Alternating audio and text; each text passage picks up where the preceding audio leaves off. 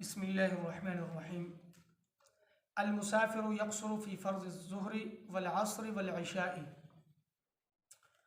د مسافر د پاره قصر په کوم مزونو کې دی؟ د هغه مزونو ذکر دی.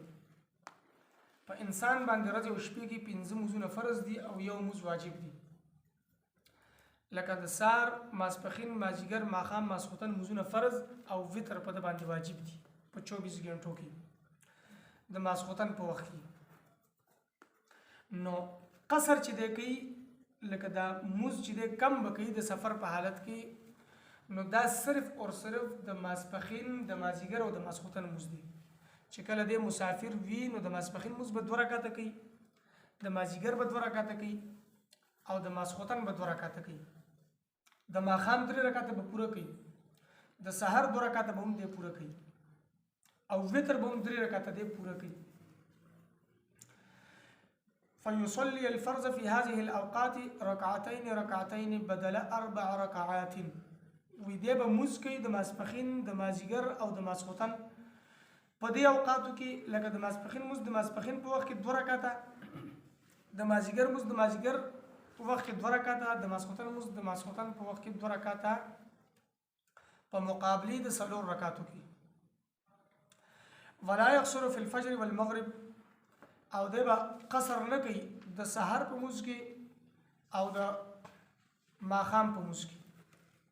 د سحر او د ماښام مز به پوره ادا کوي. دغسې چې کوم وتر دی واجب دا به هم دی پوره ادا کوي. د وترو د پرېښودو اجازت نشته. سنت سره متعلق دا مسله ده، سنت او نوافل وغیره که دته موقع ملاویږي نو دی به سنت کوي، او که دته موقع نه ملاویږي نو بیا دته سنت معاف دي.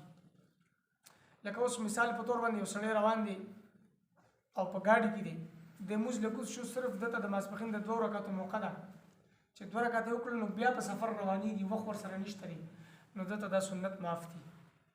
که وخت ورته شته دی 10-15 منټه ګاډي ساریږي ودرېږي نو د خپل سنتونه وکړي او فرایضو کې به دی د 4 رکعاته پوره نه کوي، 2 رکعاته فرض به دی وکړي د ماسپخین او بیا به خپل سفر شروع کړي. او که چېرته داسې چې سفر د مسلسل کې روان دی او صرف د فرض موقع ورته ملاویږي، نور موقع نه ملاویږي، نو بیا سنت دته معاف دي. خو د سهار سنت چې دي د دې تاکیدات ډېر زیات راغلي دي، نو دا د سهار سنت چې دي دا دله په سفر کې هم نه دي پرېښودل پکار. د سهار فرض سره دله د سهار سنت هم کول پکار دي، ځکه چې د هغې تاکیدات ډېر زیات راغلي دي.